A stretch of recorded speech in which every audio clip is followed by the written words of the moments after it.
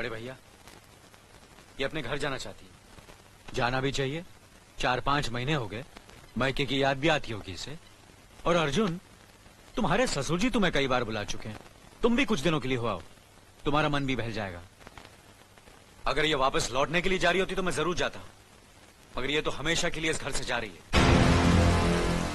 कैसी बातें कर रहे हो?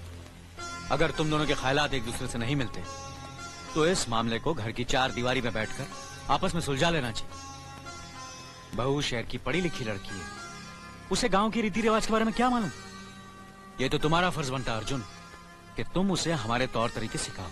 सिखाने से कोई फायदा नहीं बड़े भैया, ये खुद को इस माहौल में डालना ही नहीं चाहती, इसलिए भेज रहा हूं। अच्छा, तो तुमने फैसला भी कर डाला? बड़े भैया, बात यह है कि मैंने मीना को... तुम बहुत समझदार भी हो गए हो ना, तो फिर तुम्हें इतना तो समझ लेना चाहिए, अगर बहू अपने आप को बदल नहीं पा रही है तो तुम बहू के मुताबिक बदल जाओ। आखिर वो तुम्हारी पत्नी है, उसका साथ देना तुम्हारा धर्म है। तुम्हारे भरोसे ही तो उसने अपनी सारी जिंदगी सौंप दी तुम्हें। अर्जुन, मेरे दर्द पर तुम तड़प उठोगे, तुम्हें तकलीफ होगी तो मैं रो दूंगा, क्योंकि हम दोनों एक ही मां की संतान हैं। खून का रिश्ता है हमारा, मगर पत्नी का नाता उससे कहीं ज्यादा गहरा होता है, क्योंकि वो पराये घर से आकर अपनों से कहीं ज्यादा अपनी हो जाती है, परछाई बन जाती है हमारी। पति शरीर है तो पत्नी उसकी आत्मा है। पत्नी ही पति के जीवन को सही अर्थ देती है, उसे कामयाब बनाती। पत्नी के बगैर पति बेजान और बेमाने हो जाते।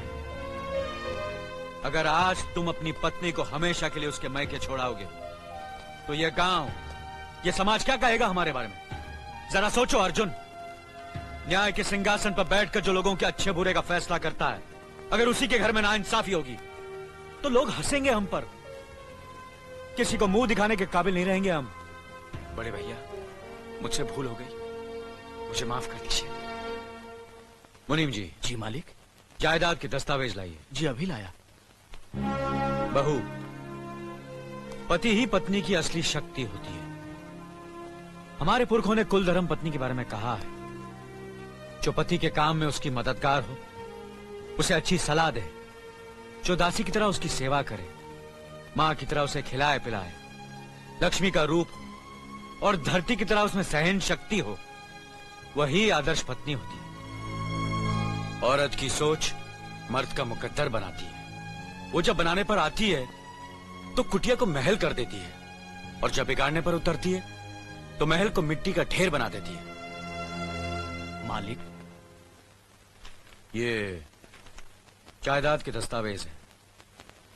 हमारी जमीन जायदाद कहां कहां है और कितनी है, उसका हिसाब किताब ना बाबूजी को मालूम था, ना हम तीनों भाइयों को मालूम है।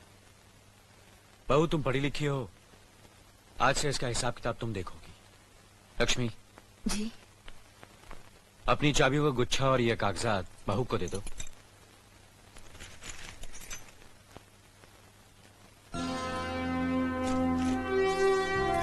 आज से तुम इस घर की मालकिन हो। तुम जहां कहोगी, जिस कागज पर कहोगी, हम तीनों भाई चुपचाप आंख बंद करके दस्तखत कर देंगे। जैसा कहोगी वैसा ही करेंगे।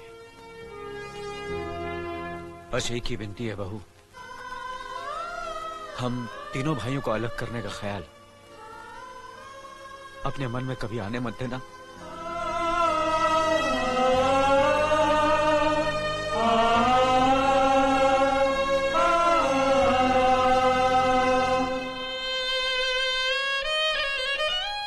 बहुत अच्छा किया तुमने बहू, बहुत अच्छा किया।